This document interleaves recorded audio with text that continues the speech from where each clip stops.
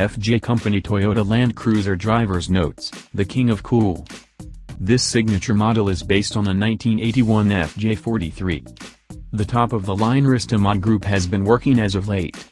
Organizations like Singer Vehicle Design, Icon and Gunther Werks are assembling to a great degree top-of-the-line vehicles with sticker prices taking off well into the six-figure go.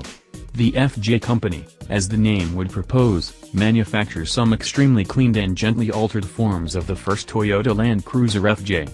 Costs differ contingent upon model and choices, however we figured out how to get a couple of days in the driver's seat of the new range topper, the signature demonstrate. This variation depends on the long wheelbase FJ43 and begins at $200,000 before including any choices. There's a shorter wheelbase FJ40 accessible. Truly, that sounds like a silly sum for an almost 40-year-old Toyota, however a considerable measure of time and exertion goes into building these FJs. Look past the notable sheet metal and you'll discover warmed Recaro cowhide seats, warming and aerating and cooling, a reinforcement camera, and an Apple iPad in the middle reassured to control the radio. There are LED headlights and haze lights and a custom instrument group that includes advanced showcases into the great lodging.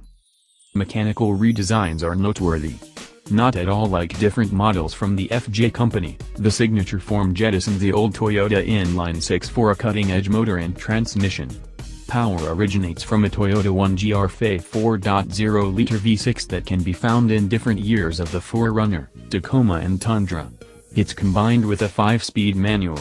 Four-wheel drive is standard, yet you need to physically bolt the centers.